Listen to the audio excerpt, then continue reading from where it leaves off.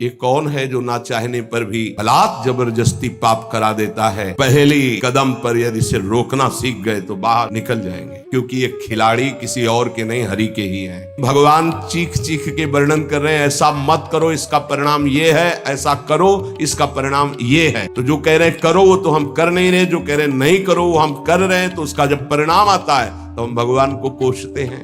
ये रजोगुण से प्रकट होता है, राग से, और ये महापापी है, अर्थात महापाप कराने वाला है, महाशनो। ये कभी तृप्त नहीं होने वाला, चाहे जितना भोग लो। ना चाहने वाली बात ऊपरी है और चाहने वाली बात हृदय की है। संसार शरीरों में भोगने से सुख मिलता है, अंदर बैठा है, और ऊपर से हम कहते हैं कि हम नहीं चाहते थे पर ऐसा हो गया। स्थान, इससे जो हम सुख चाहते हैं उसे काम कहते हैं। किसी शरीर से, किसी वस्तु से, किसी पद से।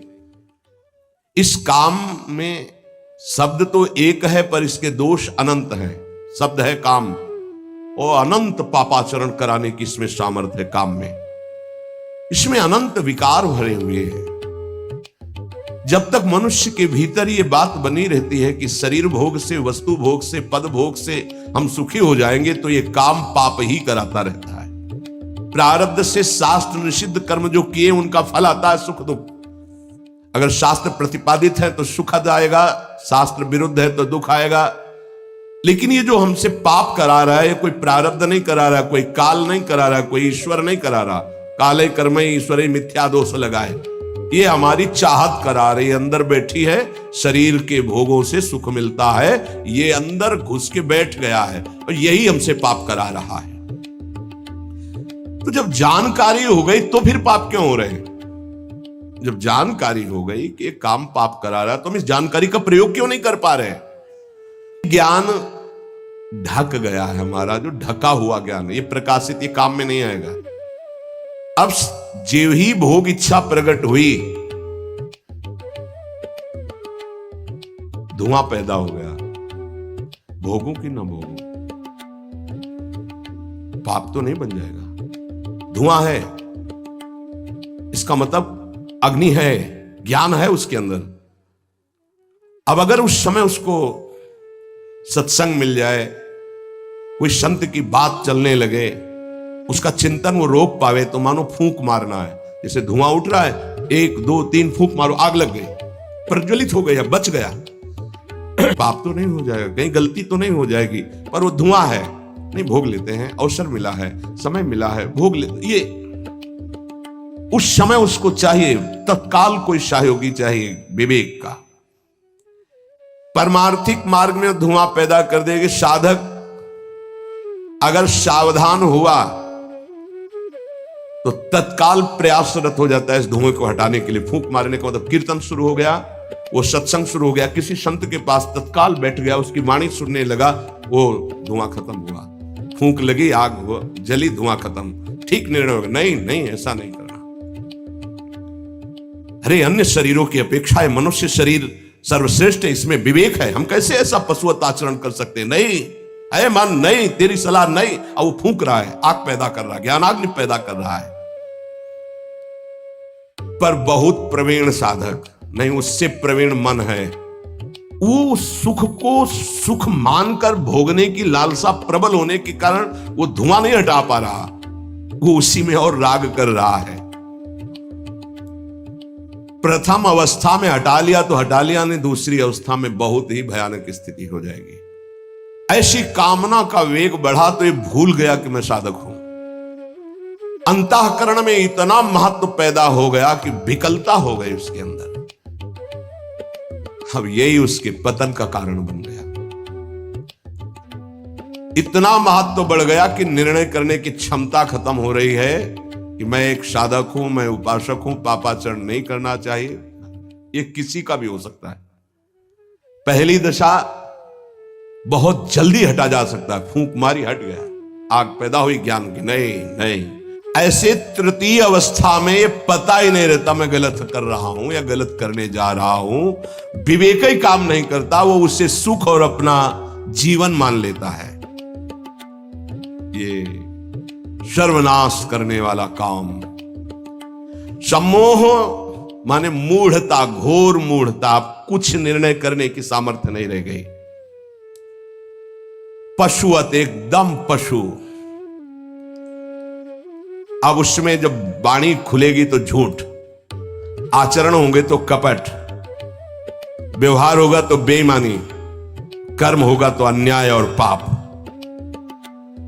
गुस्सा आएगी तो अत्याचार, हिंसा, इसके सिवा कुछ नहीं। अपना रजिस्टर कभी पढ़ के देखो, अपने रजिस्टर को तो देखोगे नहीं कि अपने जीवन के रजिस्टर में हमने क्या क्या आचरण किए हैं। ये सबको बमूल बोओगे तो उसमें दाग छुहारा नहीं लगेंगे, कांटे ही लगेंगे। पापाचरण करोगे तो उसका परिणाम दुख ही आएगा, पुण्य करोगे तो सांसारिक सुख मिलेगा, भजन करोगे तो पाप व पुण्य दोनों से ऊपर उठकर भगवदानंद को प्राप्त होगे। कामना में तदाकार ना होने पावे तब तक बचा जा सकता है। जहां तैयारी बनी सुख भोग की और राजी हो आपने दस्तखत कर दिए, अब आपको भगवान ही बचा सकते हैं, दूसरा कोई नहीं। उस समय भगवान ही कोई ऐसी लीला कर दे तो बच सकते हो, अन्यथा नहीं बच सकते। तदाकार होना साधक का सर्वनाश हो जाना है। काम में तदाकार होना, 1 2 4 बार अगर बहुत बुरी स्थिति होगी, जब तक साधक का हृदय धिक्कार देता है तब तक तो निकलने के चांस रहते हैं कि गलती को गलती मानता है और बार बार कहता है अब नहीं करूंगा। वो विवश होकर गलती हो रही पर वो कह रहा नहीं करो, ये निकल जाएगा, आज नहीं तो कल निकल जाएगा। लेकिन जो राजी हो गया है, जिसने इस महान पाप को, अवगुण को गुण मान लिया है, निकलने की संभावना नहीं। कामना का त्याग करने से ही शांति और सुख मिलेगा। त्यागात् शांतिरंतरम। कामना आते ही फूंक मार दो तो धुआं नहीं बढ़ पाएगा और दूसरी दशा नहीं आ पाएगी, दूसरी स्थिति काम पैदा नहीं कर पाएगा, वो दर्पण में मैल। तीसरी में तो सवाल ही नहीं उठता कि बच जाओ। मैं आया, ऐसा लगा कि आपसे वार्ता करें तो थोड़ी देर आप सुनाइए, गोपी गीत सुनाइए, आप चतुराशी जी का थोड़ा कुछ, आप प्रभु के विषय में कोई सिद्धांत की चर्चा, सत्संग लगा दीजिए, सत्संग सुनने लगिए, एकांत से हट जाइए, बाहर मैदान में आ जाइए। तो किसी भी तरह से आपको उस समय बदलना है, चिंतन बदलना है। नाम चल रहा है तो विवेक ठीक है, वो बचा लेगा आपको। कामना के बढ़ने में देर नहीं लगती, कामना बढ़ने पर फिर कोई विचार की गुंजाइश नहीं रह जाती, अनर्थ परंपरा चल पड़ती है। पाप, संताप, दुख, कामना, फिर ऐसा कि आप 100 बार कसम खाएंगे फिर वहीं फिसल कर खड़े हो जाएंगे। देख लीजिएगा, 1000 बार हाथ से अब नहीं, ऐसी गलती नहीं करूंगा, ऐसी गलती नहीं करूंगा, हे प्रभु क्षमा कर दो, चलो।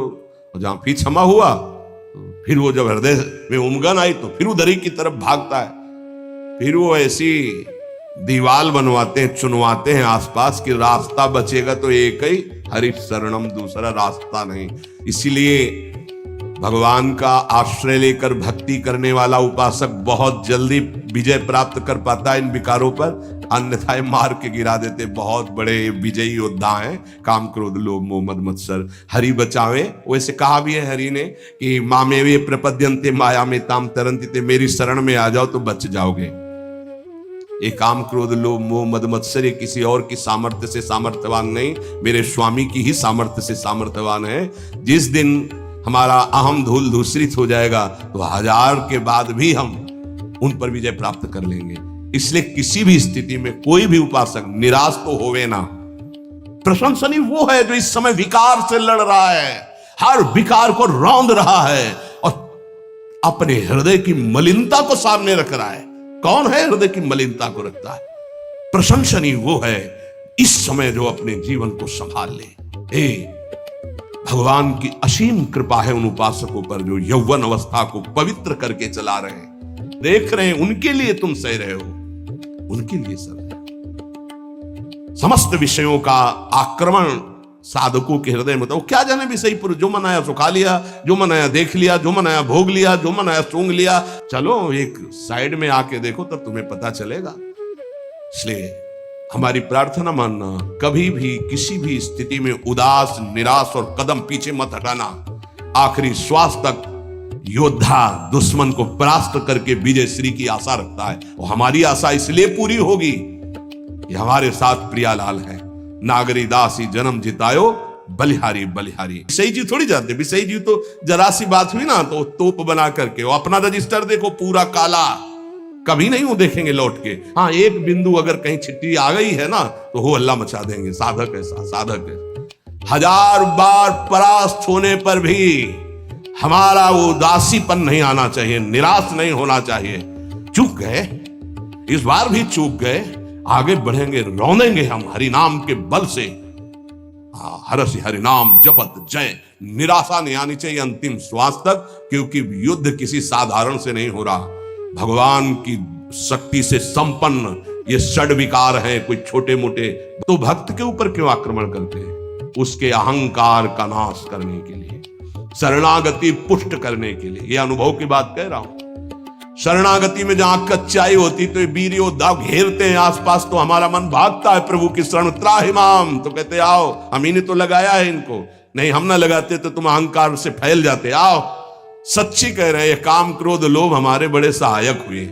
जब जब ये तीर कमान संधान किए तो भाग पड़े अपने लोग, हरिश शरणम, क्योंकि दूसरा रास्ता ही नहीं है। तो दूसरे की सामर्थ्य नहीं, हजारों बार यदि हारेंगे तो हमारे अंदर कहीं अहंकार है, इसलिए नहीं, अहंकार रहित पर इनका कहीं किसी भी तरह का प्रभाव नहीं होता। तो अहंकार रहित करने के लिए भगवान इशारा कर देते, देखो प्रश्न करके। तो क्या भगवान भ्रष्ट कराते हैं? वो कहते नामे भक्ता प्रणश्यति, किसी भी स्थिति में मेरे भक्त का नाश नहीं होता। भगवदाश्रय, नाम जप और बहुत सावधानी पूर्वक एक एक मिनट व्यतीत किया जाए। श्री राधा वल्लभ लाल की।